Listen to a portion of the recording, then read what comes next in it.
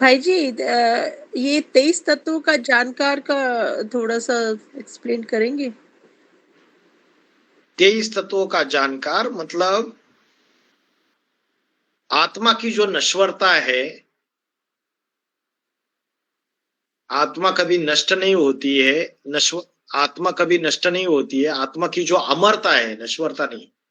शरीर नाशवान होता है, आत्मा कभी नष्ट नहीं होती है, अजर अमर अविनाशी है। ये तो बुद्धि योग वाला जो व्यक्ति है वो इस बात को जानता है। लेकिन जो कर्म योगी है वो आत्मा की इस गहरी बात पे हमेशा निश्चय बुद्धि नहीं रहता है। लेकिन वो किस बात को अच्छे से समझने वाला होता है, वो अच्छे से समझता है किस बात को। वो समझता है कि ये 5 कर्मेंद्रिया है, ये 5 ज्ञानेंद्रिया है, इनको मुझे कंट्रोल में रखना है। 10 इंद्रिया हो गई। फिर वो समझता है कि इन इंद्रियों के जो विषय भोग है, रूप रस गंध स्पर्श शब्द, ये विषय भोग जो है, इन विषय भोगों से, ये विषय भोग भोगते हुए मेरा मन इन विषय भोग में आसक्त ना हो और रस ना ले।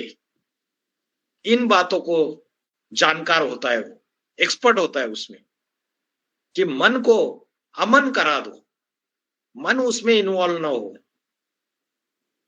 और क्या रह गया? 5 ज्ञानेन्द्रिय, 5 कर्मेंद्रिय और जल वायु अग्नि पृथ्वी आकाश, प्रकृति के 5 तत्व। तो इसको भी कैसे बैलेंस में रखना है, इसकी भी नॉलेज होगी उसको, कर्म योगी को। प्रकृति के जो 5 तत्व है जिससे ये शरीर बना है, जल वायु अग्नि पृथ्वी आकाश, इन पांचों को कैसे बैलेंस में रखना है, और मन बुद्धि अहंकार, इसकी नॉलेज होगी उसको। लेकिन आत्मा ये अजर अमर अविनाशी है, आत्मा नित्य है, सनातन है। कोई दूसरा व्यक्ति मरता है तो शोक नहीं करना है, क्योंकि आत्मा अजर अमर अविनाशी है। और आत्मा जो है, ये जो जन्मता है उसकी मृत्यु निश्चित है। तो आत्मा की जो गुह्य ज्ञान है उसके ऊपर सदाकाल निश्चय बुद्धि नहीं रहेगा। लेकिन जो कर्म कर रहा है कर्मेंद्रियों से ज्ञानेन्द्रियों से, और जो विषय भोग ले रहा है उससे अनासक्त होके कैसे कर्म करने हैं, इस बातों का जानकार रहेगा वो ज्यादा। इसलिए बोला 23 तत्वों का जानकार। समझ में आया? हाँ जी भाई जी। भाई जी, मन बुद्धि संस्कार की जगह यहाँ मन बुद्धि अहंकार क्यों बोला? हाँ, 23 तत्वों में तो मन बुद्धि और अहंकार ही लास्ट के 3 तत्वों को बोला गया है ना, संस्कार नहीं। वो तो आत्मा की 3 शक्तियां है, मन बुद्धि और संस्कार। लेकिन 23 तत्व जो बोले उसमें मन बुद्धि और अहंकार बोला है। संस्कार तो हो गया आपकी जो हैबिट है, आदत है, वो संस्कार है। जो कर्म आप करते हो अच्छे बुरे, उसकी जो आपकी आदत बन जाती है अनेक जन्मों की, वो संस्कार है आपका। और अहंकार जो है वो 23 तत्वों में से एक तत्व है, मन बुद्धि और अहंकार। अहंकार बोलो या देहाभिमान बोलो उसको, देह का अहंकार, देह का अभिमान। ओम शांति भाई जी। ओम शांति। 18/48 पहले भी इस पर हुआ है चर्चा। एक इस पर थोड़ा सा विशेष रूप से इसको क्लियर कीजिए। जैसे कोई पॉकेट मार है, वो ज्ञान सुन लिया समझ लिया, और वो पॉकेटमारी करना ही उसका धंधा हो गया है। कोई और नीच कर्म करता है तो उसको छोड़ना नहीं चाहिए। ये कैसे? सहज कर्म को छोड़ना नहीं चाहिए, ऐसा क्यों, कैसे? सहजम कर्म कौन्तेय सदोषमपि न त्यज्यते। अभी आपने पॉकेट मार का एग्जाम्पल ले लिया। बात किसकी चल रही है? 18वें अध्याय में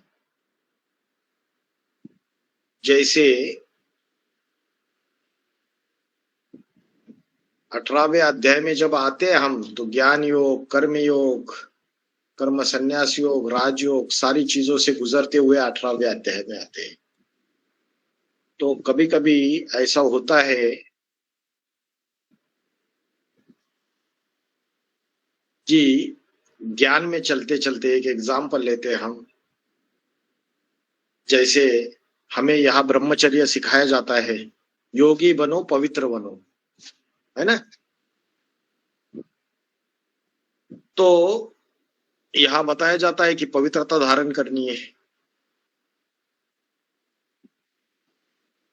तो ज्ञान में चलने वाले कुमार है, कुमारी है, अधर कुमार है, माताएं ज्ञान में जब चलना शुरू कर देते हैं तो तुरंत अपनी इंद्रियों को कंट्रोल कर पाते हैं क्या? नहीं कर पाते, क्योंकि संस्कार पड़ा हुआ है पूर्व जन्मों का, विषय विकारों के अधीन होने का। तो जाने अनजाने विकर्म हो जाता है। अभी कोई कुमार है, उसको स्वप्न दोष हो गया, रात में जब सोते हैं तो स्वप्न दोष होके वीर्य की शक्ति क्षीण हो जाती है। अभी इस बात को लेके उसको ग्लानि आने लगी कि मैं तो कितना अपवित्र कर्म कर रहा हूं, और वो बोला मैं लायक ही नहीं हूं बाबा के ज्ञान के, अब बाबा को मुंह दिखाने के लायक नहीं हूं, और भाग गया छोड़कर यज्ञ। अभी दोष युक्त तो है, और जोर जबरदस्ती किया है कि उसने।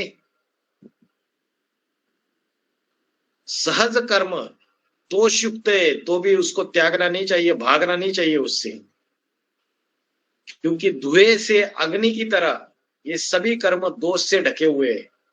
अभी कोई बोलेगा भाई मेरा तो गुस्सा कंट्रोल ही नहीं होता है, अब ब्राह्मणों की दुनिया में मेरी वजह से दूसरों को ज्यादा दुख होता है, मैं तो यज्ञ में जाना ही छोड़ दूंगा, संगठन करना ही छोड़ दूंगा, लोगों से मिलना ही छोड़ दूंगा। अभी वो संस्कार जो अंतिम जन्म में आया हुआ है वो पूर्व जन्मों का है, भले दोषयुक्त है, उसकी वजह से क्या भाग जाओगे, यज्ञ छोड़ दोगे? ऐसा भी समय आएगा पुरुषार्थ करते करते ये सारे जो हमारे राक्षसी संस्कार है ये सब कुछ आगे चल के निकल जाएंगे, खत्म हो जाएंगे, क्योंकि हर एक व्यक्ति में कोई ना कोई दोष है। किसी में कौन सा दोष है, किसी में कौन सा दोष है। उसको कंट्रोल करने के लिए बाबा ने जो तरीके बताए, जैसे कि क्रोध आता है तो अपने को चांडाल समझो या अपने को एक चमाट मार दो। ये थोड़ी है कि मेरे से तो नहीं होता है, मैं तो बहुत पापी हूं, मेरे से नहीं होगा ये, मैं छोड़ के भाग देता हूं। ठीक है ना, आप सुधरने का ट्राई कर रहे हो, लेकिन सहज सहज ये दोष युक्त चीज जो आपसे जाने अनजाने में हो रही है उसको, ठीक है, उसको त्यागो मत। कैसे उसको कंट्रोल में रख सकते हैं? एक होता है त्याग देना, एक होता है कंट्रोल में रखना। जैसे सन्यासी क्या करता है, स्त्री का त्याग करके भाग जाता है। उसको पता है, क्या पता है कि आग और कपूस साथ में नहीं रह सकते। स्त्री के संपर्क में आऊंगा तो मेरी शक्ति क्षीण हो जाएगी, मैं पतित बन जाऊंगा, कामेंद्रिय के वशीभूत हो जाऊंगा। तो वो क्या करता है, त्याग कर भाग जाता है स्त्री को। तो वो सही है? जो कर्म योगी होगा वो कर्म दोष युक्त है तो उसको कंट्रोल करने की कोशिश करेगा, इंद्रियों के ऊपर जीत पाने की कोशिश करेगा। उसको त्याग कर भागेगा नहीं। करत करत अभ्यास के जड़मती होत सुजान, रसरी आवत जावत ते थल पर होत नुसान। इसका मतलब ये नहीं कि कोई पॉकेट मार रहा है तो वो कर्म दोष युक्त है तो उसको करते रहना चाहिए। हाँ, उसकी आदत पड़ी हुई है, उससे निकलने का ट्राई तो करना ही है, बाहर कंट्रोल करना है, अच्छे जाना है, अच्छे सत्संग अटेंड करने हैं, अच्छी चीजें करनी है, तो वहां आप लागू मत करो। इसका जो कॉन्टेक्स्ट है 18वें अध्याय में, जो इसके पहले जो श्लोक आए, उसको समझते हुए आपको इन चीजों को समझना पड़ेगा। ऐसा नहीं कि जो गलत कर्म है उसको नहीं छोड़ना है। तो ये मैंने सब आपको कुछ कुछ श्लोक फॉरेन फॉरेन मटेरियल है इसमें घुसा हुआ। गीता में जो 700 श्लोक है उसमें फॉरेन मटेरियल है। हाँ हाँ जी, हाँ जी, सही बात है।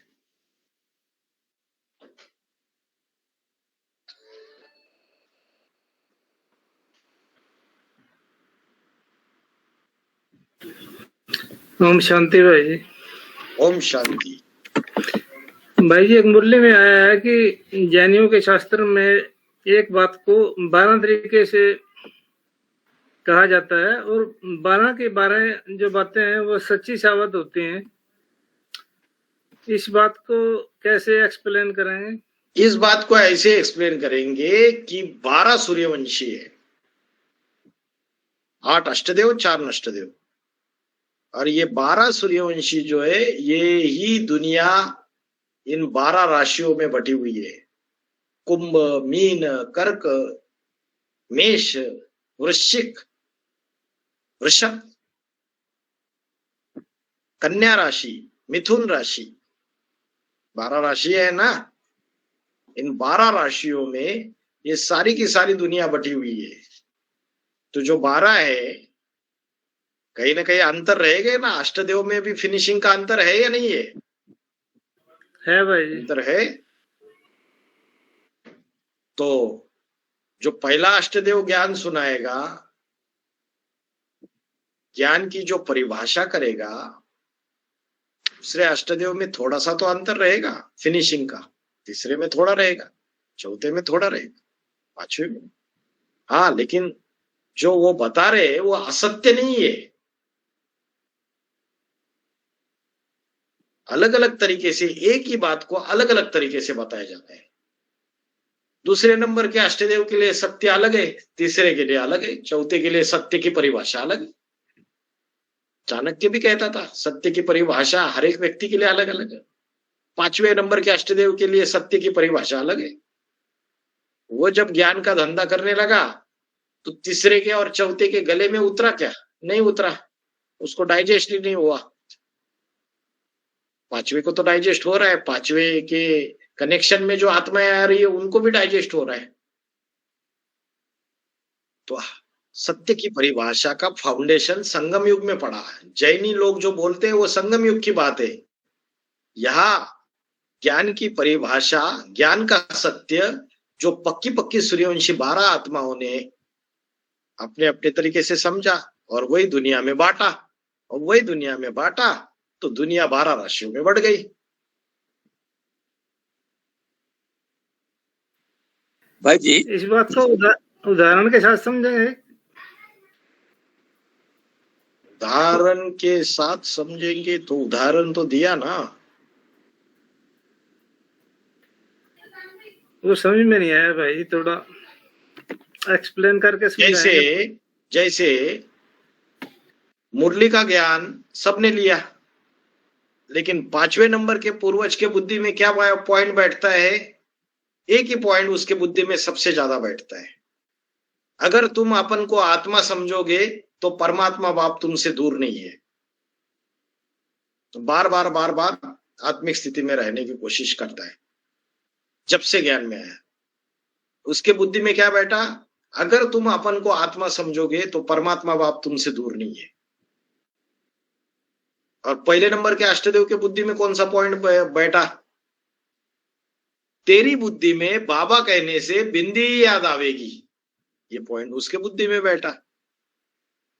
पांचवे के बुद्धि में ये बैठा। तीसरे नंबर के अष्टदेव के बुद्धि में कुछ अलग बैठता है। तीसरे नंबर का अष्टदेव पूरे पुरुषार्थी जीवन में कभी 2 बजे के अमृत वेला कभी मिस ही नहीं करता है। तो कन्या है, घर में रहती है। वैसे तो अष्टदेव के लिए बोला पूरा संगम युग ही अमृत वेला है। तो ज्ञान को जिसने जैसे उठाया, लेकिन है तो सत्य ही ना। एक ही मुरली में से अलग अलग बात उठाई जो सत्य है, और उसी को अपने जीवन में पूरी तरीके से धारण कर लिया और वो सबको बांट दिया। अभी तो समझ में आया उदाहरण सहित। सबके लिए अलग अलग रहेगा वो पॉइंट। जी भाई जी। अच्छा, एक उसमें ना शिवलिंग में जो पंचमुखी दिखाया है, अच्छा, उसके वो 5 मुख कौन कौन से हैं? शिवलिंग में पंचमुख दिखा दिए। अच्छा, हाँ जी। 5 मुख कौन से है? 12 ज्योतिर्लिंगों में तो कोई ऐसा लिंग नहीं है कि जिसमें पंच मुख है।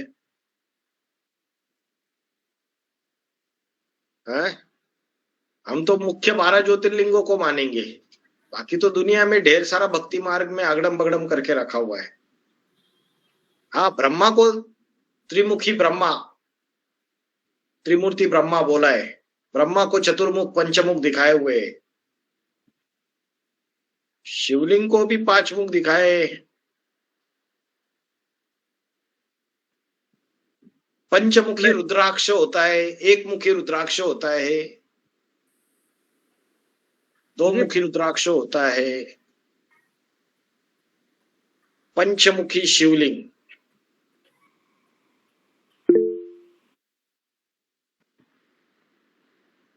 या तो 5 आत्माओं की यादगार है, जैसे पंचमुखी ब्रह्मा है, वैसे 5 आत्माओं की यादगार है। ब्रह्मा बाबा दादा लेखराज की आत्मा, ओम राधे मम्मा की आत्मा, जगदम्बा की आत्मा, छोटी माँ की आत्मा और राम वाली आत्मा। पर ये सारे शिव के रूप तो नहीं बनते ना? शिव के रूप नहीं बनते। 12 ज्योतिर्लिंगों में तो गायन तो मुख्य 8 अष्टदेव और 4 जो नष्टदेव है, पक्की 12 सूर्यवंशी आत्माएं, उनका गायन है। तो हर एक का अपनी अपनी यादगार बनी हुई है 12 ज्योतिर्लिंगों की अलग अलग। कोई भीमाशंकर है, कोई त्र्यंबकेश्वर है, कोई सोमनाथ है, कोई काशी विश्वनाथ है। उनकी तो अपनी अपनी अलग अलग यादगारें तो बनी हुई है। पंच शिवलिंग के जो 5 मुख है, शिव की प्रवेशता तो नहीं होती है, लेकिन जैसे बोला छोटी माँ वो क्या करती है? धारण करती है शिव का ज्ञान, इसलिए वो भी ब्रह्मा का एक मुख है बोला। तो ब्रह्मा का मुख है, शिव का ज्ञान धारण करती है। और मुरली में बोला है, मैं जिसमें प्रवेश करता हूं उसका नाम ब्रह्मा रखना पड़े। तो अगर इस संदर्भ में वो देखेंगे तो लिंग मतलब क्या? जो अपनी इंद्रियों की स्मृति को दूर करके लिंगाकार बन जाते हैं, मतलब अपनी निराकारी अवस्था धारण करते हैं, वो लिंग रूप बनते हैं। तो ये जो 5 मुख्य आत्माएं, ये 5 मुख्य आत्माएं अपनी लिंगाकार अवस्था धारण करती है नहीं करती है? करती है। ये ब्रह्मा के भी मुख है और ब्रह्मा से विष्णु बनते हैं। उनको वहां टैली कर सकते हैं। बाकी 12 ज्योतिर्लिंगों में जो 12 सूर्यवंशी है उनका गायन तो है ही भक्ति मार्ग में। यही मुख्य आत्माएं विष्णु, ब्रह्मा, शंकर, विष्णु की 4 भुजाएं और अष्टदेव, 4 नष्टदेव, यही तो सृष्टि की मुख्य आत्माएं है। इनमें ही तो सारी सृष्टि बटी हुई है। जी भाई। पंचमुखी हनुमान को भी दिखाते हैं ना, जैसे हनुमान को भी 5 मुख दिखाते। और बाबा ने बोला नंबरवार अष्टदेवी पुछड़ी वाले हनुमान का पाठ बजाते, नंबरवार अष्टदेवी सूंड वाले गणेश का पाठ बजाते। तो इसमें हनुमान के कौन कौन से अष्टदेव आएंगे फिर? ये अष्टदेव आएगा नहीं, 5 हनुमान की पूजा कौन से वार करते हैं? मंगलवार को। मंगलवार को करते, तो मंगलवार को पूजा करते तो मंगल ग्रह से कनेक्टेड होगा। और मंगल ग्रह कौन से धर्म से कनेक्टेड है?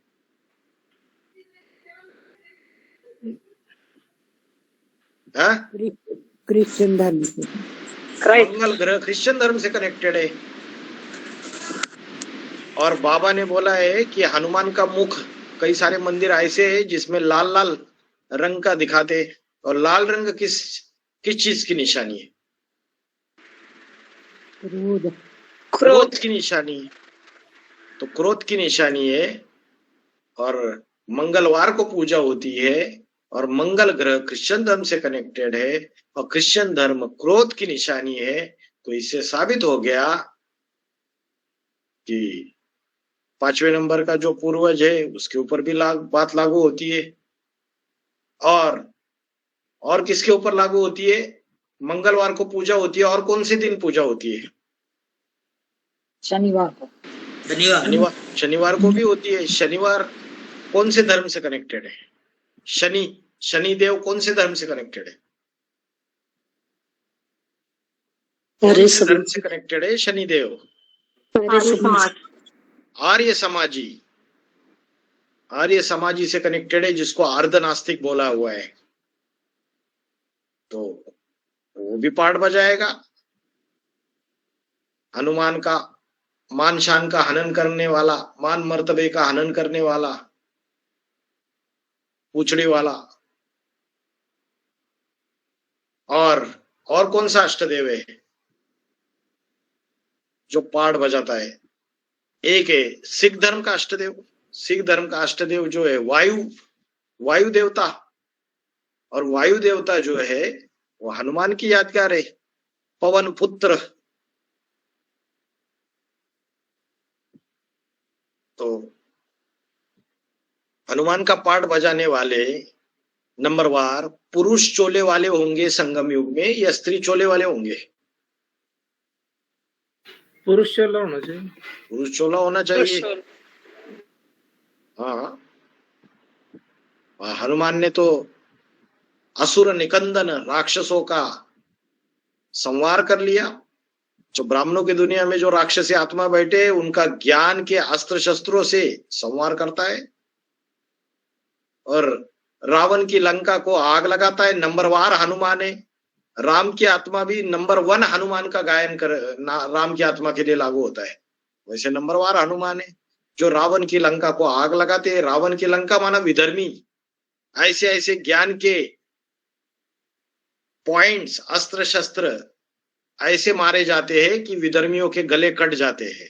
तो रावण की लंका को आग लगा दी।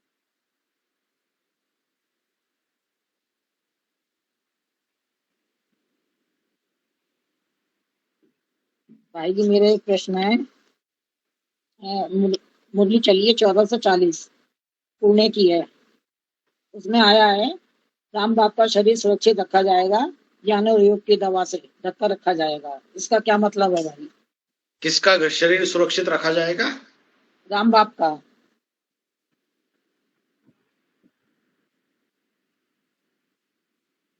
मतलब पूरा पॉइंट मेरे को ध्यान नहीं है, इतना याद रहेगा तो मैं आपको बता दूंगी।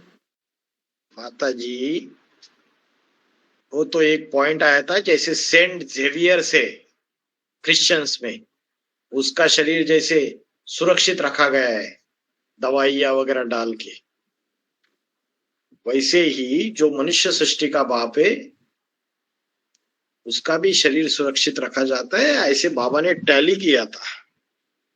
ऐसे तो कई पॉइंट है जिसमें बाबा ने ये बोला था कि उसका जो शरीर है वो कभी छूटता नहीं है। हाँ, ये भी बोला है ना। ज्ञान की रिफाइनिंग चेंजिंग भी तो की है, कुछ ऐसे इशारे भी दिए कि जब उसकी आत्मा संपन्न बन जाती है तो स्वेच्छा से, जब वो होलीएस्ट बन जाता है, आत्मा पुण्यात्मा बन जाती है, तो अपने शरीर को त्याग देती है स्वेच्छा से और पावन शरीर का चयन करती है, पुण्य शरीर का चयन करती है। हाँ जी। ऐसे तो भी ज्ञानियों बोला की दवा से क्यों ढका जाएगा? एक होता है, फिर बाबा ने वही बोला ना, एक होता है स्थूल शरीर, एक होता है सूक्ष्म शरीर। बाबा ने बोला उसका सूक्ष्म शरीर इस 84 जन्मों में सृष्टि के रंगमंच में कभी भी खलास नहीं होता है। दूसरे की, बाकी दूसरे सभी की आत्मा पावन बन जाएगी तो सूक्ष्म शरीर खलास हो जाएगा, आत्मा पावन बन जाएगी और सूक्ष्म शरीर देहाभिमान का शरीर खलास हो जाएगा, लेकिन उसका सूक्ष्म शरीर कभी भी खलास नहीं होता है सृष्टि रूपी रंगमंच में। तो सूक्ष्म शरीर को बाबा ने बोला शंकर की कभी मृत्यु नहीं होती। इसका मतलब ये थोड़ी है कि शंकर का कोई स्थूल शरीर नहीं छूटता है, ये बाबा ने बोला है। बाबा ने बोला उसके सूक्ष्म शरीर की बात है, उसका सूक्ष्म शरीर कभी खलास नहीं होता है। वैसे सूक्ष्म शरीर जो है वो 5 ज्ञानेंद्रिय 5 कर्मेंद्रियों से बना हुआ है, तो वो ज्ञान और योग की, इसलिए बोला ना इस सृष्टि पर सदाकाल एक शिव बाबा है, तो उसका जो सूक्ष्म शरीर है वो 84 जन्म उसके साथ है, तो उसके अंदर वो ज्ञान और योग की दवाई 84 जन्म साथ है। इसीलिए अंतिम जन्म में भी वो अकेला सूर्यवंशी रह गया। अष्टदेव भी अंतिम जन्म में जाके दूसरे दूसरे धर्मों का छिलका चढ़ जाता है, लेकिन उसके ऊपर नहीं चढ़ता है। भाई सेवक राम जी का शरीर छूटने के बाद में भी उसका सूक्ष्म शरीर था, और वो सूक्ष्म शरीर लेकर के दादा लेखराज में शिव बाबा प्रवेश करते थे। हाँ जी, हाँ जी, सही बात है। 2 माताओं में भी प्रवेश करते थे। माताओं के द्वारा जो ज्ञान निकला बाप लिखाते थे, बाबा लिखते थे, ब्रह्मा बाबा लिखते थे। बाप लिखाते किससे थे? 2 माताओं के द्वारा लिखाते थे। सवेरे 2 बजे उठते थे, बाप लिखाते थे, बाबा लिखते थे और फिर जाके क्लास में बैठ के उसको सुनाते थे। तो उस समय भी वो जो सूक्ष्म है शरीर है उसको साथ में लेके जाती है, वाइब्रेशन का शरीर शिव, उसके द्वारा ज्ञान का सुनाती है। भाई जी एक बार इस पैंट को लगवाइए ना, 42 मिनट आगे से चलाइए। किस पॉइंट को लगवाए माता जी?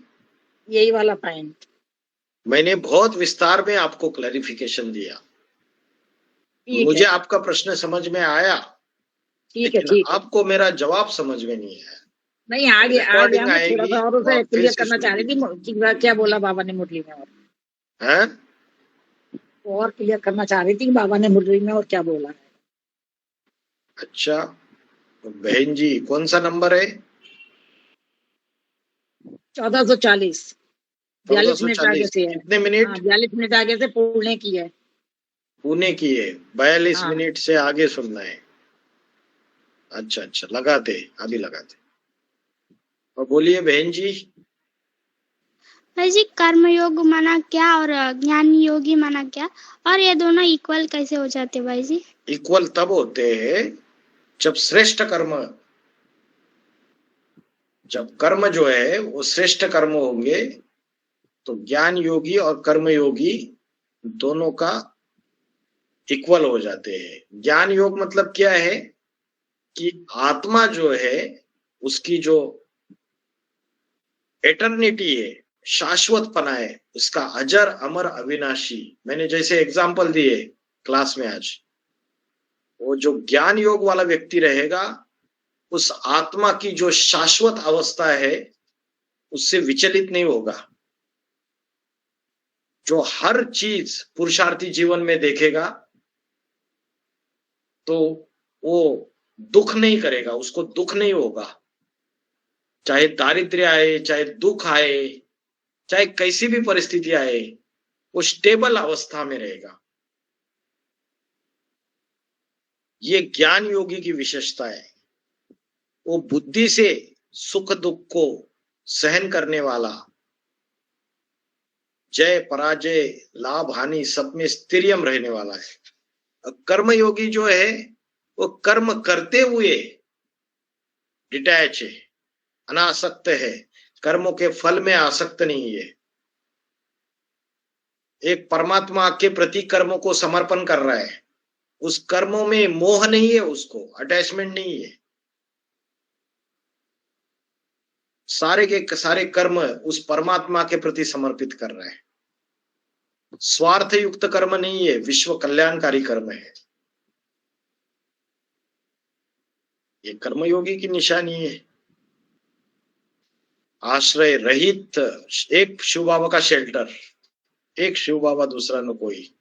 जो कर्म कर रहा है वो भी भगवान को समर्पित कर रहा है, चाहे लौकिक कर्म भी करे वो भी परमात्मा को समर्पित कर रहा है। कर्तापन का भाव नहीं है उसमें, उसको कर्मों की नॉलेज ज्यादा है, अपनी इंद्रियों को कैसे कंट्रोल करना है उसकी नॉलेज ज्यादा है उसको, वो अपने मन को कैसे वशीभूत करना है उसकी नॉलेज है उसको, डिटैच कैसे रहना है उसकी नॉलेज है। वो कर्मयोगी है। खाते पीते उठते बैठते सूंघते छूते श्वास लेते कैसे डिटैच रहना है देह के विषय भोगों से, उसकी नॉलेज है उसको, वो कर्मयोगी है। और जब 100% श्रेष्ठ कर्म वो करेगा तो सारे ही श्रेष्ठ कर्म जब करेगा वो, तो कर्म करते हुए योग में रहेगा, तब वो ज्ञान योगी जी जो स्टेज है उस स्टेज के समान बन जाएगा, वो इक्वल टू बन जाएंगे दोनों। वही बोल रही ना, अभी आपने बोला है ना कि वे दोनों माताओं करती सूक्ष्म शरीर से ड्रिल कराती थी ना बाबा को, ब्रह्मा बाबा को। हाँ, वो लिखाती थी। ऐसे ऐसे बच्चे थे।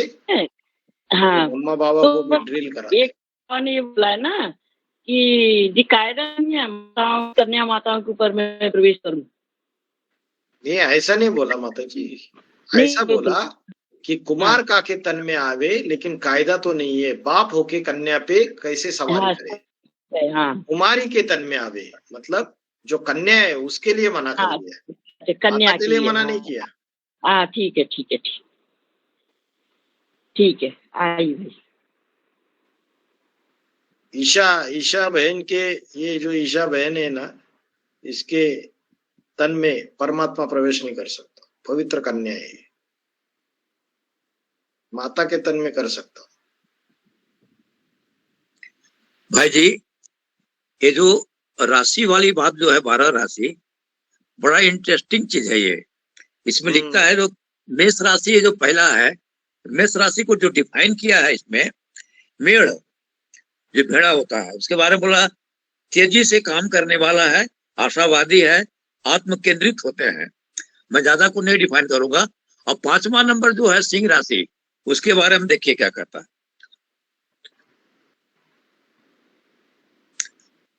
सिंह राशि के जातक जितने मुखर तेज ढीठ होते हैं उतने ही अंदर से उदार होते हैं। ये सिंह राशि के बारे में बताया 5वां। लेकिन जो मेष राशि है वो 5वें नंबर के पूर्वज के लिए टैली होती है, क्योंकि मेढ़ा बताया ना आपने जी। और जो अग्नि है उसका वाहन क्या है, क्या है अग्नि का वाहन? जी मेढ़ा है। और जो मंगल ग्रह है उसका वाहन क्या है, वो भी देखो चेक करो, वो भी मेढ़ा है। और जो 5वें नंबर का पूर्वज है उसका जो अंतिम जन्म का नाम है, अंतिम जन्म का उसका नाम है ना, वो कौन सा अक्षर से शुरुआत होता है? अ अक्षर से शुरुआत होता है। तो उसकी जो राशि है उसके लौकिक नाम के आधार से जो नाम उसका ब्राह्मणों की दुनिया में प्रत्यक्ष हो जाता है और सारी दुनिया के सामने भी आगे प्रत्यक्ष हो जाएगा और प्रभाव में निकलेगा, वो कौन सी राशि है? अ अक्षर से। बताओ। अरे किसी को राशियों का नॉलेज है या नहीं है यहाँ पे? मेष राशि होता है भाई जी। हाँ, मेष राशि होता है। और मेढ़ा वो अग्नि का भी वाहन है और मंगल ग्रह का भी वाहन है। सारी की सारी चीजें टैली होती है। और शरीर में राशियों के अलग अलग स्थान भी है, रिसर्च किया हुआ है। मेष राशि यहां दिखाई है शरीर में, इस अंग में। आत्म केंद्रित बोला ना आपने, यहाँ हाँ, मेष राशि तो आत्मिक स्थिति में बहुत आगे होगा जब से ज्ञान में आए। तो आपने जो बातें बोली अभी, मेष राशि लौकिक नाम से भी टैली होता है। बाबा की जो राशि थी लौकिक नाम के आधार से, वो क्या थी पता है? क्या है? वो अक्षर वृषभ, वृषभ राशि। वृषभ माना बैल, बैलबाजी करता है। इसलिए शंकर की सवारी किस पे दिखाई? किस पे दिखाई सवारी? बैल के ऊपर, बैल के ऊपर दिखाई। और अग्नि की सवारी मेढ़े के ऊपर दिखाई। और मेढ़ा माना मेष और बैल माना वृषभ। हो गया क्या टैली? इसका अर्थ समझा गहरा? इसका अर्थ ये है कि वो जो पाठधारी है उनके अंदर जो एनिमल इंस्टिंक्ट है, जो भी जानवरियत है, उस जानवरियत के ऊपर विजय प्राप्त कर लेना, इसका मतलब सवारी करना। शंकर जो जानवरियत है उसके अंदर बैलबाजी की, उसके ऊपर सवारी करता है, मतलब विजय प्राप्त करता है। वैसे ही अग्निदेव का वाहन वो दिखाया तो वो जरूर कुछ न कुछ सूक्ष्म में उसके अंदर वो जानवरियत रहेगी मेढ़े वाली उसके ऊपर विजय प्राप्त कर लेता है। इसलिए वो अष्ट देव कहलाता है। जब तक वो विजय प्राप्त नहीं करेगा तब तक वो देव नहीं कहलाएगा। अंतिम जन्म में नीचे गिरे है ना, तो कहीं ना कहीं सूक्ष्म कुछ रह गया है ना। समझ में आया राशि का चक्कर? वो स्वभाव संस्कार सब बताता है उसमें, राशि में। हाँ, स्वभाव संस्कार भी बताता है। मेष राशि वाले तो होते ही है फास्ट, तीव्र गति वाले, उतावले। जैसे अग्नि का बताया, मंगल का बताया, योद्धा प्रवृत्ति के, वॉरियर प्रवृत्ति के, शीघ्र कोपी, तुरंत क्रोध में आते। मंगल को देखा शीघ्र कोपी, अग्नि को देखा शीघ्र कोपी, सडनली क्रोध में आएंगे।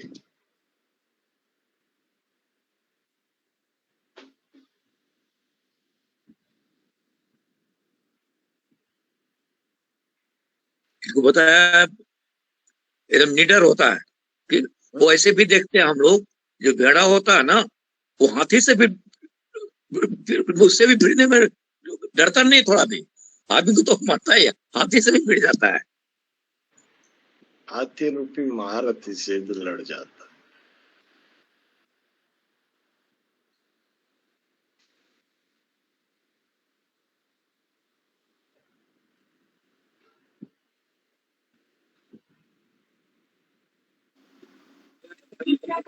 भाई जी, भाई जी, हाँ, ओम शांति भाई जी। ओम शांति। बता सर, 1969 के बाद जब ब्रह्मवास करीब छोड़ा, उसके बाद 2017 तक इस करीब में गुलजात आदि में प्रवेश की। तो इस समय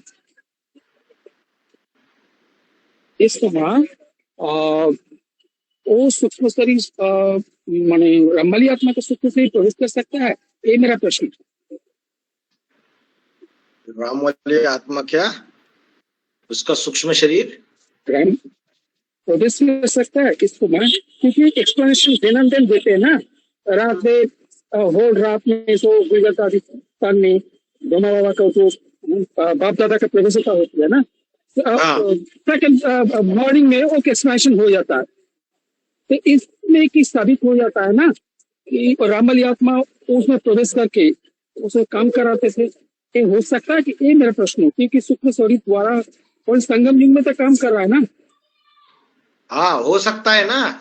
अरे वो शरीर रहते हुए उसका कंपिल में जन्म हुआ है बच्चे का, और जागृत अवस्था में है बच्चा, शरीर रहते हुए उसका सूक्ष्म शरीर ट्रैवल कर सकता है, और सूक्ष्म शरीर ट्रैवल करके दूसरी जगह काम करके आ सकता है वापस। जरूरी नहीं है कि वो बच्चा सोया हुआ है तभी जाएगा, जागृत अवस्था में भी सूक्ष्म शरीर ट्रैवल करके आ जाता है।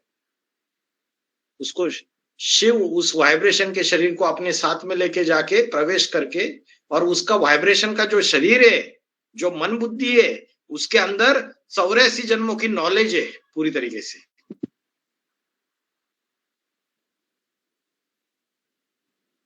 वो 84 जन्मों की जो नॉलेज है, वो नॉलेज उसको साथ में ले जाता है। शिव के पास तो 84 जन्मों की नॉलेज नहीं है, अनुभव युक्त नॉलेज। शिव ज्ञान का भंडार है। ज्ञान का भंडार कब है?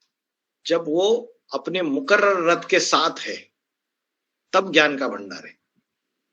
और उसका मुकर्रर रथ क्या है? वो सूक्ष्म शरीर, जो 84 जन्मों का अनुभवी है, जो ऑलराउंडर पाठधारी है। तभी तो युक्त ज्ञान निकलता है मुरलियों में, ऐसी ऐसी बातें निकलती है।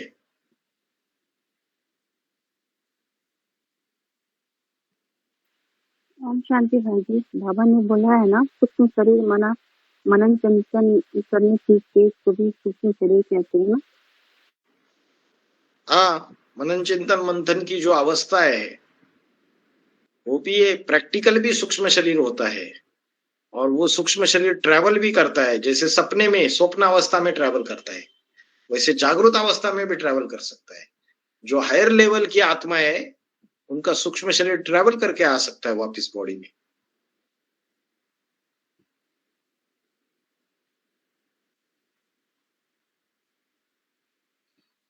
ये तो बाहर की दुनिया वाले भी इस बात को मानते हैं।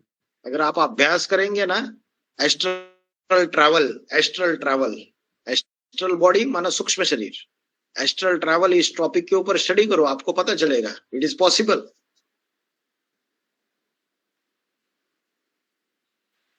While remaining in one body in a conscious stage, even the astral body can travel and it can enter into another body.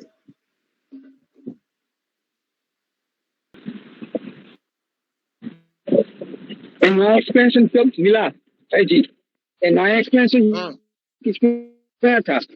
मन ने वो जो सातों बाबा का, जिसके कहते हैं रामबली आत्मा का, उससे प्रवेशता होती है कि नहीं? तो आज तरह साबित होता 1969 से 2017 तक जो ये चला, तो रामबली आत्मा का कुछ काम है, नहीं तो एक्सपेंशन कैसे तुरंत हो जाता है? अब बाबा ने एवं भी बोला है, वो जो अव्यक्तवादी मूल का क्रॉस नहीं करता, मूल का अंदर रहते, अंदर, एवं भी बोला है। और एक बोला है देवो भाषा है, ये देवोवाणी जिसका कहा था, ऐसा मापिक बोला है। ब्रह्म बाबा कहते देवात्मा है, उसको भाषा कहते हैं, तो मुरली का क्रॉस नहीं करते, वो भी बोला है। तुम बच्चे जितना मेरी याद में हो, मैं तुम्हारे साथ हूं। हाँ जी, पूछिए बहन जी ईशा।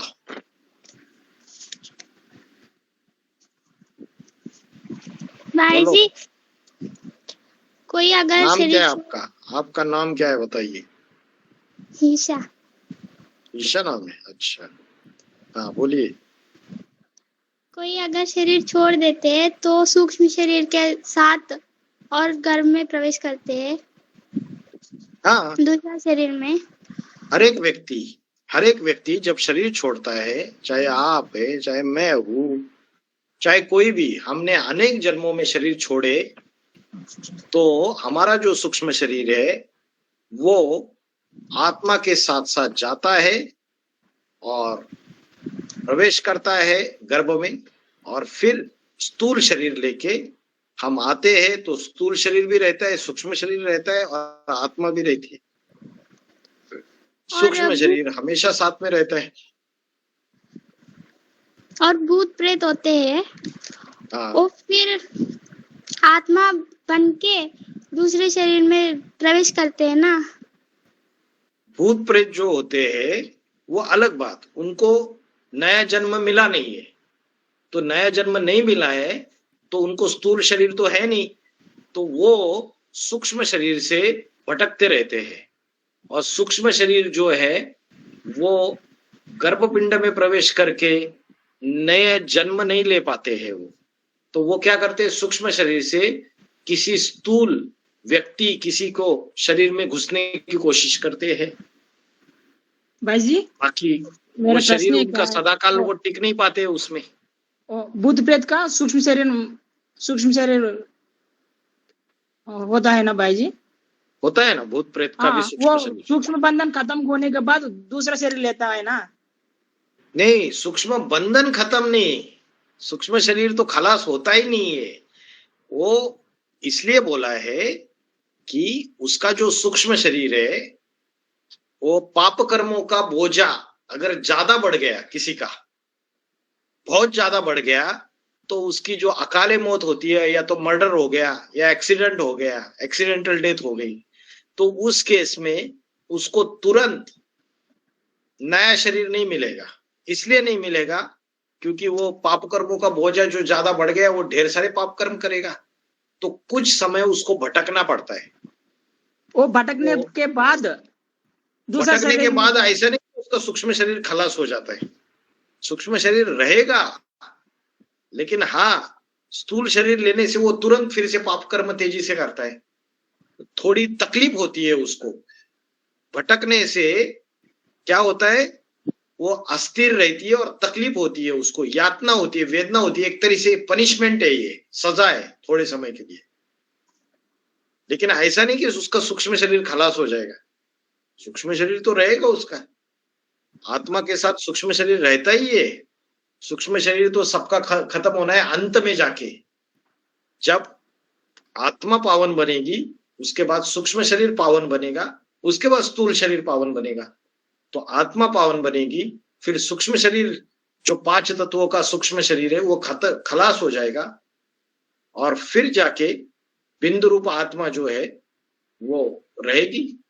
फिर से सतयुग शुरुआत हो गया, फिर से नीचे हल्का सा उतरते आएंगे तो सूक्ष्म शरीर तैयार होता जाएगा। सूक्ष्म शरीर ये देहाभिमान का शरीर है, 84 जन्म साथ रहेगा, अंत में जाके थोड़े समय के लिए खत्म होगा वो बस।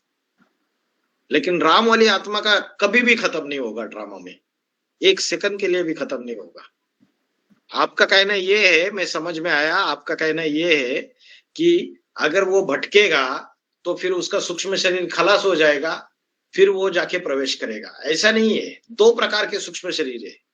एक इविल सोल से भूत प्रेत कौन बनते हैं, जो ज्यादा पाप कर्म करते, ज्यादा पाप कर्म करते तो सूक्ष्म शरीर से उनको भटकना पड़ता है, और भटकते भटकते उनका पाप कर्मों का बोझा थोड़ा हल्का हो जाता है, तब जाके उनको स्थूल शरीर बच्चे के रूप में जन्म ले सकते हैं।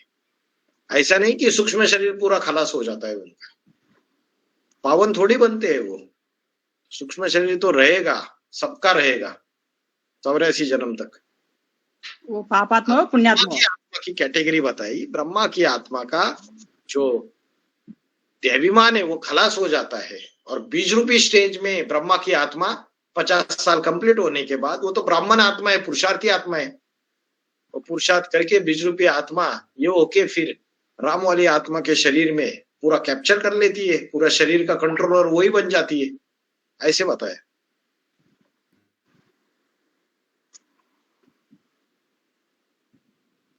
भाई जी हाँ, वो आत्मिक स्थिति व्यक्ति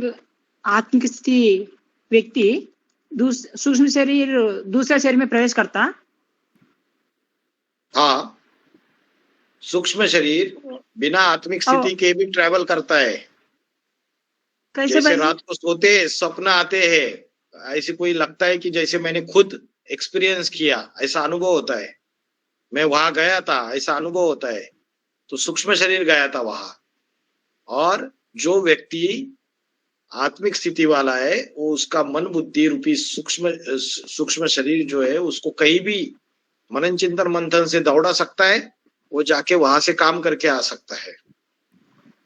कभी कभी हम किसी को याद करते हैं और उसका फोन आ जाता है, आपका सूक्ष्म शरीर रूपी वाइब्रेशंस गए उसके पास, उसको टचिंग हुआ, उसका फोन आ गया। वाइब्रेशन टचिंग होता, प्रैक्टिकल में चलेंगे, वाइब्रेशन टचिंग होगा, वाइब्रेशन का शरीर ही तो सूक्ष्म शरीर है, इतना फास्ट ट्रैवल कर सकता है वो, टाइम नहीं लगता है उसको। कोई भूत है किसी के पीछे पड़ गया, अभी वो सोचेगा अरे चलो मैं दिल्ली से कलकत्ता चला जाऊंगा तो भूत मेरा पीछा छोड़ देगा, अरे वो कलकत्ता 1 सेकंड में आके प्रवेश कर लेगा, उसको टाइम थोड़ी लगता है किसी चीज को।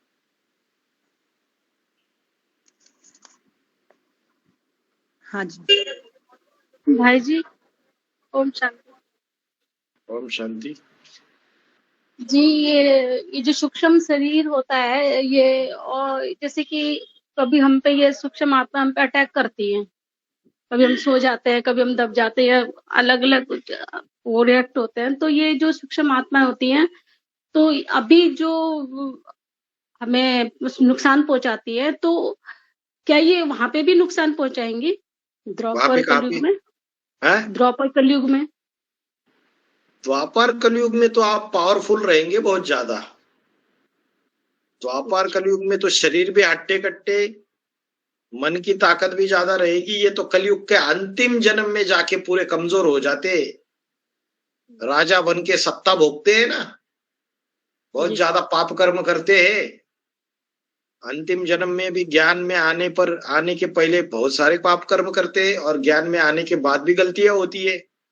उसकी वजह से जो कमजोरी आती है, और जो जन्म जन्मांतर उनसे हिसाब किताब बनाया हुआ है ना, दुख दिया है दूसरी आत्माओं को जाने अनजाने, वाचा से कर्मना से, तो वो सारे के सारे हिसाब किताब चुकता करने के लिए आते हैं। कहाँ जा रही है, कहाँ जा रही है मेरे को छोड़ के, क्यों देवता बनना चाहती है, पहले मेरे से हिसाब किताब चुकता कर, आते हैं। तो संगम युग में ज्यादा संघर्ष करना पड़ता है। द्वापर युग कलयुग में तो आपके स्थूल शत्रु रहेंगे जो आंखों से दिखाई देंगे। यहाँ तो ऐसे शत्रु रहेंगे संगम युग में ज्यादा, जो आंखों से दिखाई नहीं देंगे। आप सूक्ष्म बनने की कोशिश कर रहे हो तो आपको सूक्ष्म वार ज्यादा होगा, ठीक है। तो यहाँ के जो दुश्मन है वो सूक्ष्म शरीरधारी ज्यादा होंगे, और द्वापर युग कलयुग में तो स्थूल शत्रुओं से लड़ना है। वहां ये सूक्ष्म शत्रु इतना आपको ये नहीं कर पाएंगे। नहीं भाई जी, जैसे वो स्थूल में ही आएंगे ना, वो सामने जब तो उनको शरीर मिलेगा, अभी उनको शरीर नहीं है, तो शरीर के मतलब जब तो उनको शरीर मिलेगा तब भी वो हमारा ऐसे सामना करेंगे क्या? हाँ करेंगे ना। आपने उनको दुख दिया ना, आपने उनकी गर्दनें काटी, युद्ध लड़े होंगे। राज परिवार में थे आप, तो राज परिवार में थे तो युद्ध के समय आप भी तो तलवार हाथ में उठाओगे। हो सकता है कोई राज सत्ता का भोग भोगते वक्त किसी को ऊपर अन्याय किया, अत्याचार किया, तो उसके परिवार जो है जो बर्बाद हो गए पूरी तरीके से। समझो किसी व्यक्ति को मार दिया युद्ध में, तो उसकी पत्नी, उसके बाल बच्चे सारे अनाथ हो गए, खाने के लिए नहीं, पीने के लिए नहीं, तो उनके अंदर शत्रुत्व का भाव निर्माण हो गया आप उस व्यक्ति के प्रति जिसने मारा। तो वो आत्माएं अंतिम जन्म में उनके अंदर वो स्टॉक है कि वो छोड़ेंगे नहीं, वो आती है विघ्न स्वरूप बन के। जिनसे हमने हिसाब किताब जोड़ा वही आएंगे हमारे पास। हमने जितना उनको परेशान किया उतना हमें परेशान करेंगे। हमारा काम है हंसी खुशी हिसाब किताब चुकतू करना, हमारा काम है आत्मिक स्थिति में रहना, बाबा के सारे नियमों को, श्रीमत को फॉलो करना। अगर श्रीमत पर चलेंगे तो बाबा रक्षा करेंगे, श्रीमत पर नहीं चलेंगे तो ये आत्माएं फटकाएगी पूरा फिर सूक्ष्म शरीरधारी। हमको तो उनका भी उद्धार करना है। खुद पावरफुल दवाई लेंगे, अमृत वेला उठेंगे, दिन भर अच्छा पुरुषार्थ करेंगे तो वो भी सुधर जाएगी। जो निगेटिव इंटेंशन से आई, विरोधाभास से आई हुई है, वो भी पॉजिटिव बन जाएगी। जी भाई जी। ओम शांति भाई जी। ओम शांति। भाई जी, अगर किसी में भूत प्रेत सोल है, सूक्ष्म शरीरधारी, तो वो हमारे कनेक्शन में आएगा, तो हम उसे कैसे पहचान सकते हैं? मतलब उसका व्यवहार कैसा रहेगा? बाबा अव्यक्त वाणी में बोला है, डायरेक्ट और इनडायरेक्ट दो तरीके से सूक्ष्म शरीरधारियों का इफेक्ट होता है। डायरेक्ट इफेक्ट माना पूर्ण शरीर में को कब्जा ले लिया और उसके द्वारा बकबक करना चालू कर दिया, तो समझ में आ जाता है कि इसमें भूत लग गया है, कुछ भी उल्टी पुल्टी चीजें बक रहा है। एक होता है इनडायरेक्ट इफेक्ट, उस व्यक्ति को ही पता नहीं चलेगा और उसके संस्कारों में परिवर्तन हो जाएगा। जैसे कोई कन्या है, फैशनेबल कपड़े पहनने की आदत है, फैशन के कपड़े, टी शर्ट, जीन्स या कोई ऐसे कपड़े जो एकदम फैशनेबल है, और जब यज्ञ में जाती है तो भी उसकी आदत छूटती नहीं है, और अचानक से क्या हो जाता है, उसके संस्कारों में परिवर्तन आता है, उसको वो चीजें एकदम गलत लगने लगती है और उसको अच्छे से, जैसे बाबा के नियम है वैसे रहना पसंद आने लगता है, सारी चीजें वैसे करना पसंद आने लगता है। सब लोग आश्चर्यचकित हो जाते हैं, अचानक इसमें चेंज कैसे हो गया, तो उसको खुद को पता नहीं है। और जो सूक्ष्म शरीरधारी प्रवेश कर रहे हैं उसके संस्कारों को परिवर्तन कर रहे हैं इनडायरेक्टली, उसके अंदर चेंजेस आ रहे। तो सूक्ष्म शरीरधारी तो एडवांस पार्टी में सबसे ही सबके अंदर प्रवेश करते हैं, ऐसा नहीं कि किसी को छोड़ देते हैं, सबके अंदर आते हैं सूक्ष्म शरीरधारी। अरे जब ब्रह्मा की आत्मा शंकर में प्रवेश करती है तो बाकी के नहीं करेंगे क्या? सब कर रहे। बाबा ने बोला आज एडवांस पार्टी में जो बीजरूप आत्माओं में 95% जो बीमारी है वो सूक्ष्म शरीरधारियों के कारण है। ओम शांति। हाँ बोलिए। मैं ये पूछ रही हूँ, जैसा सबको मालूम है भावना माता सीता माता के यहाँ रही थी, बाई दी वे 2.5 साल रही, उसने उसी टाइम मेरे ऊपर वारदात क्यों किया? क्या उसका मुझसे कुछ लेन देन था या उसके लिए कोई इवल सोल प्रवेश करके उसने ऐसा कार्य किया? लेकिन क्या आप जानते हैं क्या कुछ हुआ है से? हाँ, तो जो इविल सोल भी प्रवेश कर गई होगी तो उस सोल का हिसाब किताब था आपसे, कुछ न कुछ पूर्व जन्मों का।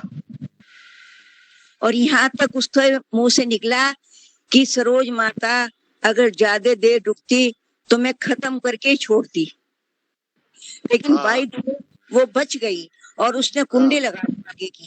हाँ, तो पूर्व जन्मों का कोई हिसाब किताब होगा उस आत्मा के साथ। तो क्रोधी रूप में आपके सामने आई, बाबा ने बचा लिया आपको। बाबा ने बोला क्रोधी का कभी सामना नहीं करना चाहिए, भाग जाना चाहिए उधर, नहीं तो क्रोध का भूत आपके अंदर भी आ जाएगा। हाँ, सीता माता ने कहा आप भाग चलो। हाँ? अच्छा, तो यही हुआ, ठीक है। हाँ जी, अपना हिसाब किताब है जो भी हमारे कनेक्शन में आए। अरे जिस ऑटो में बैठ के घर से निकले, ऑटो में बैठे और मधुबन चले गए, ऑटो वाले से बातचीत हो गई, उसको ज्ञान का कोई संदेश दे दिया, तो उस ऑटो वालों से भी हिसाब किताब है। इसलिए हजारों ऑटो वालों में से उसी के ऑटो में क्यों बैठे? जिनसे हिसाब किताब जोड़ा है वही लोग कनेक्शन में आएंगे। ठीक है, कोई नहीं आएगा बाकी। भाई जी, जो ब्रह्मा की आत्मा जब गुलजार दादी में आती थी तो उनका तो चेहरा मोहरा बदल जाती थी, लेकिन अभी आपने बोला ना कि किसी को पता ही नहीं चलता है कि उसमें सूक्ष्म शरीर प्रवेश करती है, फिर उनसे उल्टा फुल्टा कर्म कराती है। कारण ये है कि ब्रह्मा की आत्मा गुलजार दादी में आती है तो गुलजार दादी बीजरूप आत्मा नहीं है, आधार मूर्त है। तो आधार मूर्त जो है उसके अंदर तो इतनी पावर नहीं है, तो उसको दबा लेती है। ब्रह्मा की आत्मा तो पावरफुल है, उसको दबा लेती है, कंट्रोल ले लेती है पूरा बॉडी का। और जो बीजरूप आत्मा है उनका पूरा कंट्रोल नहीं ले पाती है। तो इसलिए वो जो बीजरूप आत्मा है उसको हल्का हल्का सा उसके मन में, संस्कारों में परिवर्तन दिखता है, कुछ थॉट्स ऐसे चलते हैं, लेकिन पूरे बुद्धि को, पूरे शरीर को कैप्चर नहीं कर पाती वो आते। इसलिए बाकी इंडिकेशन नहीं दिखते जैसे गुलजार दादी में दिखते हैं। तो किसी के थ्रू वो बुरा भी करवाती है तो किसी के थ्रू अच्छा भी करवाती है, मतलब वो भी हिसाब किताब है उस आत्मा के साथ पूर्व हाँ, जन्मों का। हिसाब किताब है। अच्छा करवाती है तो इंस्पिरेटिंग पार्टी है, बुरा करवाती है तो इविल सोल है, उसके साथ इविल काम हमने किया है तो वो रिटर्न कर रही है। हो सकता है आपने सत्य के लिए बुरा काम किया उसके साथ, आपने धर्म स्थापन करने के लिए, अधर्म का विनाश करने के लिए पूर्व जन्मों में आपने उनकी गर्दनें काटी थी, वो नहीं समझ पा रही है, वो दुश्मन बन के आपके सामने आ रही है आज की तारीख में। ओम शांति भाई जी, ये अष्टदेव की उसमें पॉइंट में बुलाया है, जो भगवान का गर्भ होता है उस तक जो मुख्य पुजारी हैं वो भी पहुंच सकते हैं जैसे अष्टदेव, और दूसरे उस गर्भगृह तक नहीं पहुंच सकती तो दूर से ही नंबरवार दर्शन करती है। तो इसका मतलब क्या वो है, जैसे जो मतलब भगवान का गर्भ होता है, परमात्मा हाँ, जो है, परमात्मा से जो मिलन बनाने की बात है, अच्छा, जितना अष्टदेव उसके नजदीक जाते हैं, नजदीक पहुंचते हैं, जितना अव्यक्त मिलन अष्टदेव वाली आत्माएं मनाती है, दूसरे नंबरवार गर्भगृह मतलब गर्भगृह मिलन है मतलब। हाँ, गर्भगृह मतलब परमात्मा की जो 100% स्थिति है, बाप समान स्टेज बनाने की जो बात है उसकी बात है ना। अच्छा अच्छा, गर्भगृह में तो भगवान की ये होती है प्रतिष्ठापना। अच्छा, हिरण्य गर्भ बताया जैसे सोनी जैसा, हिरण्य गर्भ तो उसकी जो फाइनल जो हाईएस्ट अवस्था है, वो चीज अलग है। देह जो है वो उसके देह में भी हिरण्य माना सोना हिरण्य, सब में वो ज्ञान रोम रोम में समझ आएगा। ऐसी पावरफुल अवस्था अग्नि का पुंज बन जाएगा उसका देह, उसमें ऐसा तेज आएगा, ज्ञान रोम रोम में समझ आएगा। और एक जी बोला है ना, जो बकरी का कुल, घोड़े का कुल, शेरों का कुल। बाबा ने बोला है मुझे घोड़ों का कुल नहीं चाहिए, मुझे बकरियों का कुल नहीं चाहिए, मुझे ऐसों का कुल चाहिए कि जो सच्ची बात डंके की चोट पर कह सके। तो जो बकरियां होती है मैं करती रहती है, वो कान पकड़ को खींचती है, उसका जैसा कान पकड़ेंगे वैसे ही चलेगी वो, जिसने जैसा कान पकड़ लिया। अभी सत्य क्या है असत्य क्या है उससे कोई लेना देना नहीं। जैसे ब्रह्म कुमारियां, शंकर का जब कार्य चालू हो गया, एडवांस ज्ञान निकला, तो वो बकरी की बकरी रह गई कि जगदीश भाई ने ट्रेनिंग दिया कन्याओं को कि अरे शंकर का कोई पार्ट होता ही नहीं है, और उल्टी पुल्टी ज्ञान की बातें बताई और मुरलियों में तरोड़ मरोड़ किया, तो सारी ब्रह्म कुमारियां बकरियों के रूप में उसको फॉलो किया। प्रकाशमणि दादी ने भी उल्टा पुल्टा ट्रेनिंग दिया, उनको फॉलो कर दिया। तो बाबा ने बोला है मुझे घोड़ों का कुल नहीं चाहिए, मुझे बकरियों का कुल नहीं चाहिए, मुझे ऐसों का कुल चाहिए, शेरों का, जो सच्ची बात डंके की चोट पर कह सके। तो डंके की चोट पर ब्राह्मणों की दुनिया में एडवांस पार्टी के अंदर जब शिव बाबा गुप्त हो गए, तो कोई शेर जैसी आत्मा रहेगी जो डंके की चोट पर सच्ची बातें कहती है, और खुला खेल फरुखाबादी जो भी बातें बोलती है उसका वीडियो बना के डाल देती है यूट्यूब पे। डर है? नहीं तो अंदर ही अंदर घुटते रहेंगे, अंदर ही अंदर एक दूसरे से बातें करते रहेंगे, पर चिंतन करते रहेंगे। अरे सच्चाई ये है तो बोलो खुल्लम खुल्ला डंके की चोट पर, झूठ को झूठ कहो, लफंगे को लफंगे कहो, और गलत को गलत कहो। ये ताकत उन बच्चों में होगी जो शेर जैसे आत्माएं हो। बोलिए भाई जी। पापा ने बोला है काम महाशत्रु है, इस विषय में ज्ञान योगी कैसे चलेंगे और कर्म योगी कैसे चलेंगे भाई जी? काम महाशत्रु है तो जो कर्म योगी है वो भी काम महाशत्रु है इस बात को मानेंगे। ज्ञान योगी भी काम महाशत्रु है इस बात को मानेंगे। लेकिन कर्म योगी जो है वो कर्मेंद्रियों से कर्म करते हुए मन बुद्धि से डिटैच रहने का अभ्यास करेंगे तो ऐसा नहीं कि सन्यासी जैसे भाग जाएंगे, तो कामेंद्रियों को भी, कामेंद्रिय भी 10 इंद्रियों में एक इंद्रिय है, उसको कंट्रोल करने का अभ्यास करेंगे कर्मयोगी। आत्मिक स्थिति में रहते हुए मन को इंद्रियों के रस से अनासक्त करते हुए कर्म करेंगे। और जो ज्ञान योगी है या सांख्य योगी है,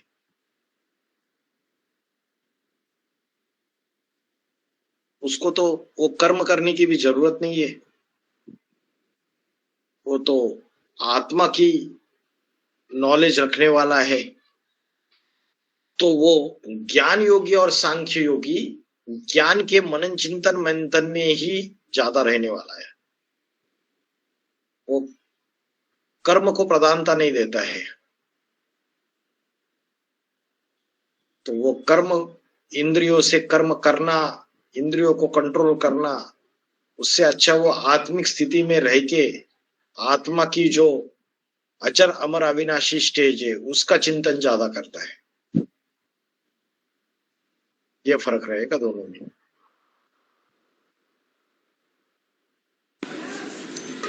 ओम शांति भाई जी। ओम शांति। अगर कोई व्यक्ति हमारे कनेक्शन में है, लौकिक संबंधियों में, वो हमारे साथ में बातचीत करता है तो जरा क्रोध से और कोई शब्द अपमानजनक बोलता है, और वही व्यक्ति दूसरे के साथ में परिवार में शांति से अच्छा मान मर्यादा से बोलता है, इससे हम वो व्यक्ति के बारे में क्या समझ सकते हैं? इस व्यक्ति के बारे में ये समझे, दो चीजें हो सकती है, या तो उसको आपके प्रति ज्यादा अटैचमेंट है, या तो उसको आपके प्रति ज्यादा ईर्ष्या द्वेष है और ज्यादा नफरत है। तो अगर ज्यादा अटैचमेंट होती है, जैसे पत्नी की पति से ज्यादा अटैचमेंट होती है, तो पत्नी पड़ोसन से तो बहुत अच्छा मीठा मीठा बात करेगी, पति जैसा ही आए उससे लड़ाई झगड़ा चालू करेगी, क्योंकि ज्यादा अटैचमेंट रहती है। जिससे ज्यादा अटैचमेंट है उससे लोग बहुत झगड़ते हैं, उससे बात भी क्रोध से करेंगे, अपना रहता है ना, अटैचमेंट से वो होता है। और दूसरा चीज है, या तो ज्यादा ईर्ष्या द्वेष है, या नफरत है, या शुद्र समझ रहे दूसरे को, मामूली समझ रहे, या तो नफरत है या ईर्ष्या द्वेष है, उससे भी वैसा बर्ताव करेंगे। तो दोनों में से कोई एक चीज होगी।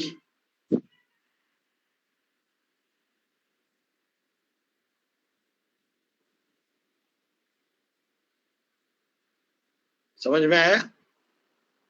हाँ जी, समझ में आया भाई जी।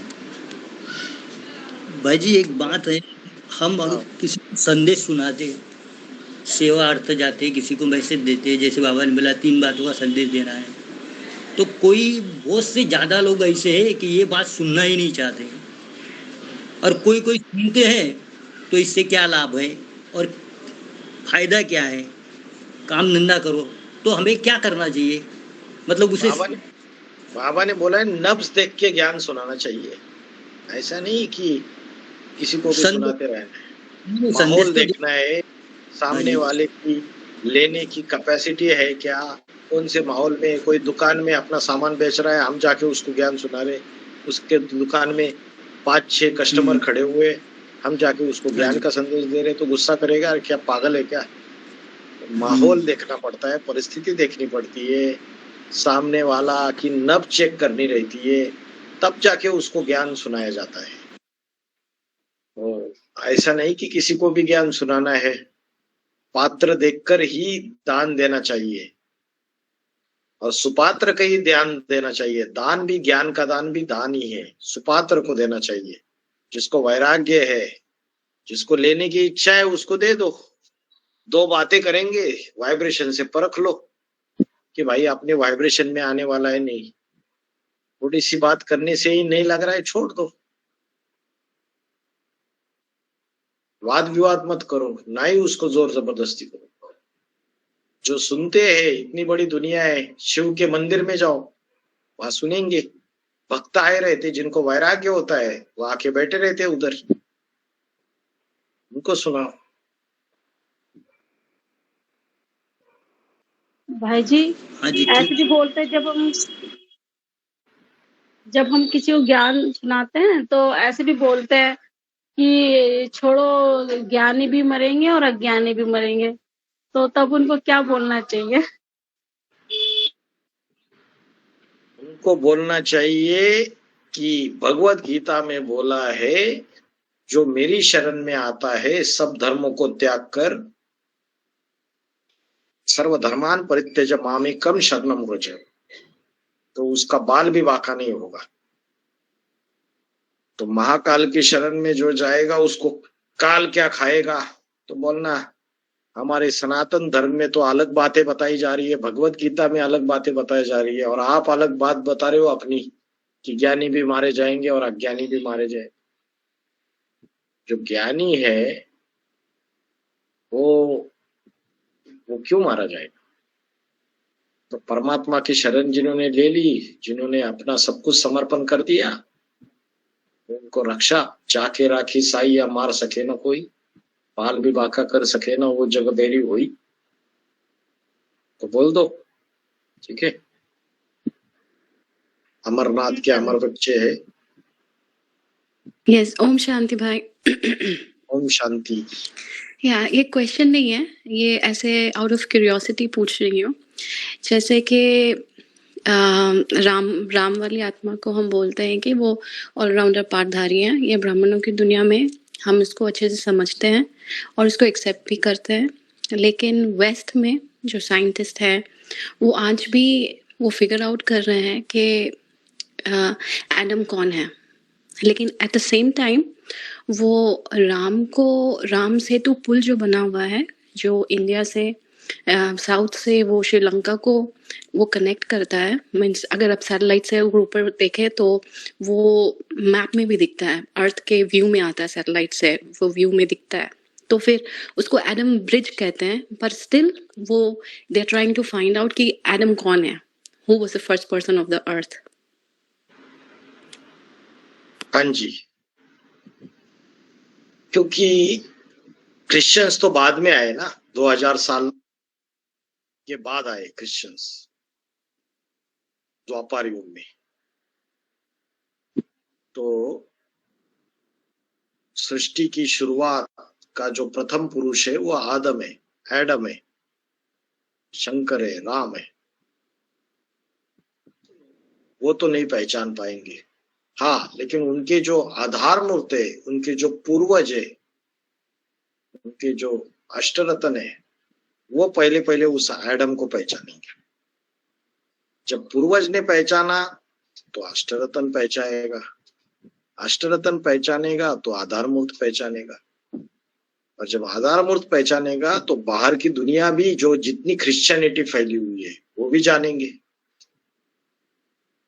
लेकिन साइंटिफिकली जो बात बोली जाती है कि वही ब्रिज है, वो बात तो बाबा ने मना कर दिया।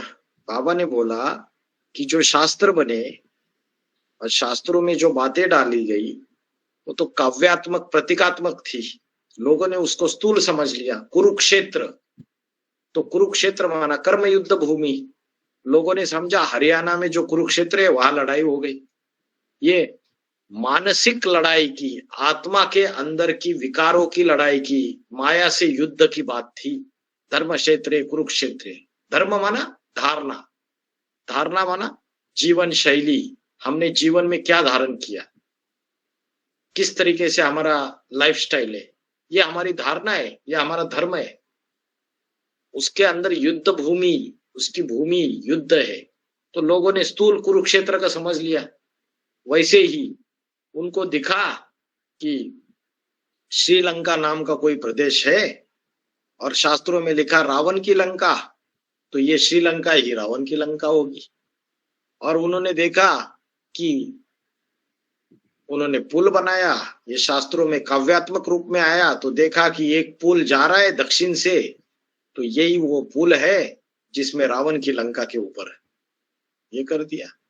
तो शास्त्रों में जो बातें आई उससे स्थूल देशों के भी नाम दिए गए, स्थूल भूमि को भी नाम दिए गए। वो काव्यात्मक थी, वो प्रतीकात्मक बातें थी। लोगों ने उसको स्थूल तरीके से समझ लिया और उन स्थूल धरती के ऊपर उनको समझ के वहां मंदिर भी बनाए, वहां ऐसे पूजनीय स्थान भी बनाए और उसकी अंधश्रद्धा युक्त भक्ति करने लगे। खेल सारा संगम युग का है ना, ऐसा कोई पुल फिजिकली बनता है। ये तो ज्ञान और योग का पुल है। जो राम बंदरों का सहारा लेता है, और बंदर कौन है? ह्यूमन बंदर है। मनुष्य के अंदर जो 5 विकार है वही बंदर है।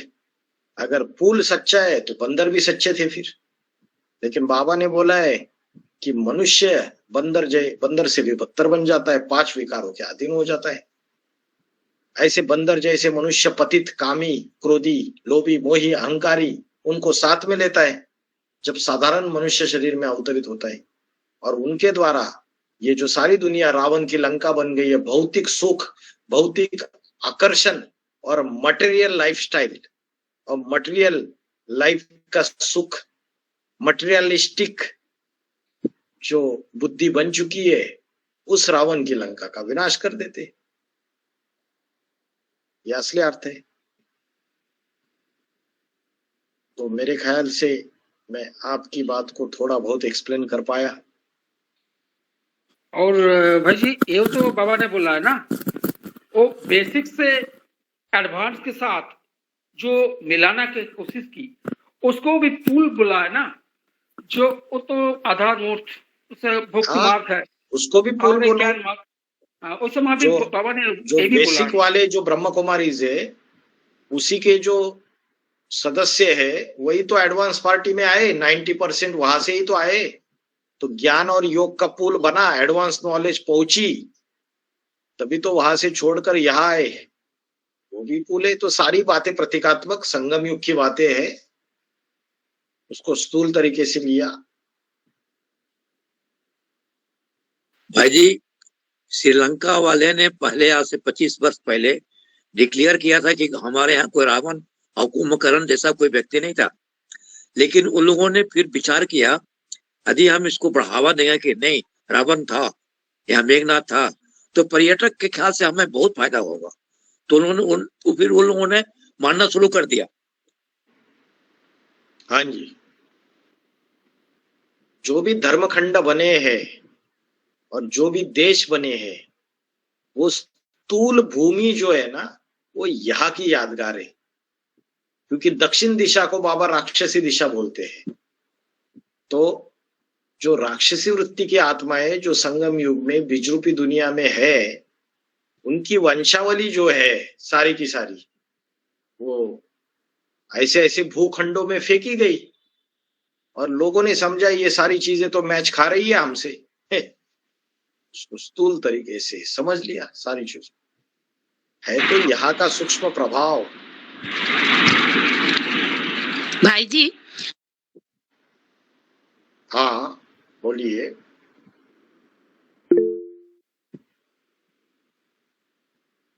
बोलो बोलो पार्वती बहन। हाँ भाई जी, वो जो पत्थर से जो पुल बनाए गए ना, तो आत्माओं की यादगार है ना। पत्थर जो है, वो बंदर जो है, वो क्या करते थे, उन पत्थरों को राम लिख के डाल देते थे, वो पत्थर तैरने लगते थे। हाँ जी। तो ये जो पत्थर बुद्धि है ना, तो पत्थर बुद्धि जो है, जिनकी बुद्धि कलयुग के अंत में आकर विषय विकारों में फंस के पूरी पत्थर बुद्धि बन गई। अभी जो बाबा के बच्चे हैं, वो क्या बड़े साधु थे जब ज्ञान में आए? सबसे ज्यादा विषय विकारी, सबसे ज्यादा पतित, नीचे गिरे हुए। तो ऐसे जो पत्थर बुद्धि बनी हुई है, वो जब ज्ञान और योग, राम की याद, जो शिव बाबा है उसकी याद करना चालू कर देते, तो ये ज्ञान जल में तैरने लगते हैं। समझ रहे हैं? ज्ञान जल में बुद्धि विचरण करना चालू कर देती है, तैरना चालू कर देती है। तो बस वही पत्थर है, वो पत्थर बुद्धि उस विचरना चालू कर देती है। तो ऐसे का पुल बनाकर रावण राज्य का विनाश होता है।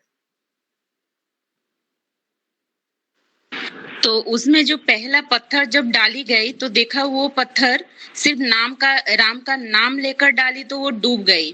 फिर उसमें नाम लिखा गया और राम ने खुद राम का नाम लिख करके जब डाली तो वो पत्थर तैरने लगा। तो ये जो राम वाली आत्मा है उस परम सुप्रीम सोल राम को याद करके वो पत्थर डाली तब वो तैरने ना। हाँ, जब वो भी तो पत्थर बुद्धि बनता है अंतिम जन्म में, जब वो भी ईश्वर की याद में बैठ के दूसरे आत्माओं को एडवांस ज्ञान सुनाता है, तब जाके ही तो उद्धार होना चालू हो जाता है। वो आत्मा पहले पत्थर बुद्धि बनती है, वो पत्थर से पारस बनेगी, नंबरवार आत्माएं भी पत्थर से पारस बनेगी। भाई जी वो 5वें नंबर पूर्वज अभी प्रत्यक्ष हुआ ना बाहर दुनिया में। हाँ, ऐसे ही और अष्टदेव तीसरा सभी 8 अष्टदेव कब आएंगे भाई जी? तो क्यों नहीं आए? तीसरा नंबर का अष्टदेव को देखा नहीं आपने? वीडियो बनाया ना माया बेटी का, उसको मैंने देखा नहीं? चौथे नंबर के अष्टदेव को नहीं देखा? सतर्क का जब पलटवार किया तब वो प्रत्यक्ष हुआ क्या नहीं हुआ? तीसरा हुआ, चौथा हुआ। अभी सबका पार्ट एक जैसा नहीं है। अभी तीसरे नंबर का अष्टदेव अपने परिवार को पालना दे रहा है, उसके परिवार के सामने प्रत्यक्ष है सरेंडर्ड वर्क के अंदर। आप सरेंडर हो जाओ, मिल जाएगा तीसरे नंबर का अष्टदेव। चौथे नंबर का अष्टदेव भी मिल जाएगा।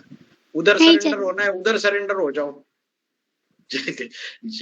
जैसे आपकी इच्छा, और तो सरेंडर वर्क को प्रत्यक्ष होगा वो। तीसरा और चौथा मिलते भी रहेंगे उनसे। अब पांचवा तो जो है वो पुरुष मन का है। पुरुष मन का है तो कृष्ण की राशि का ऐसे मिलाई जाती है। तो बाहर घूमता है, बाहर जाके ज्ञान सुनाता है। कन्या है, उनको लिमिटेशन है, मर्यादा है, वो अंदर रहती है। तो बाबा ने सरेंडर वर्क को भी पालना मिलनी चाहिए और बाहर को भी मिलनी चाहिए। तो पांचवे को निमित्त बनाया बाहर वालों के लिए, तीसरे और चौथे को अंदर वालों के लिए, दूसरे तीसरे चौथे को। यही तो मुख्य 4 धर्म है, इसको डिवीजन कर दिया। तो ये दिशा संभाल, तो वो दिशा संभाल। अगर आपको उनके प्रति ज्यादा आकर्षण है तो सरेंडर हो जाओ उधर, मिल जाएंगे आपको। अरे प्रत्यक्ष ही है सारे। लक्ष्मी के ग्रुप वाले जो है उनके सामने लक्ष्मी प्रत्यक्ष है, हमारे सामने नहीं है। ऐसे ही अष्टदेव।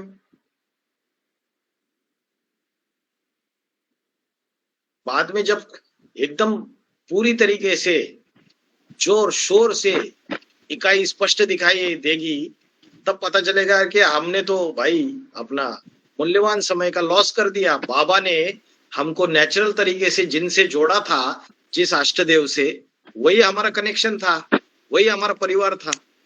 हमने तो समझा नहीं उसकी वैल्यू, उसका मूल्य नहीं समझा और अपना समय बर्बाद कर दिया। अभी शंकर को पहचाना तो कोई बोलेगा कि नहीं हमको तो विष्णु को मिलना है। अरे पहले शंकर को पहचाना तो शंकर से तो ज्ञान ले लो। अष्टदेवों का जिससे कनेक्शन होगा, जो उसके परिवार वाले होंगे, वो नंबरवार कनेक्शन में आते जाएंगे। नंबरवार कनेक्शन में आएंगे, उमंग उत्साह में चले जाएंगे।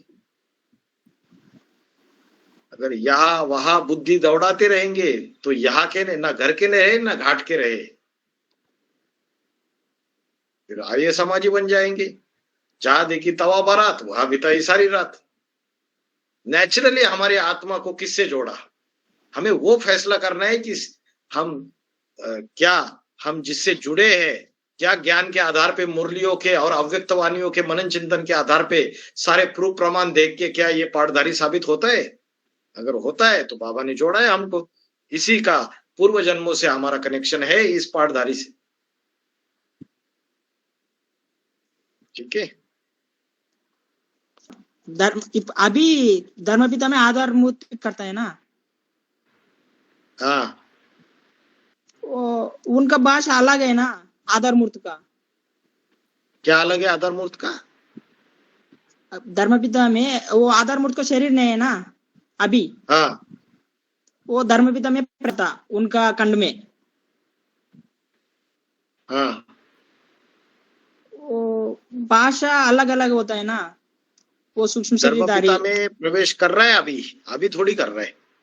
धर्मपिता तो बाबा ने बोला अंत में जाके जगेंगे। जो सूक्ष्म बीज है, क्राइस्ट है ऊपर से प्रवेश करने वाला, वो अंत में जाके जगेगा, अंत में जाके वो समझेगा चीज को और सारी क्रिश्चियनिटी समझेगी। अभी थोड़ी प्रवेश कर रहा है। और धर्मपिता जो है, आधार मूर्त जो है, आधार मूर्त रमेश भाई है समझो क्रिश्चियनिटी का। तो रमेश भाई को क्या इंग्लिश नहीं आती? क्या आती है? बात लैंग्वेज की नहीं है, बात वाइब्रेशन की है। वाइब्रेशन से कंट्रोल करता।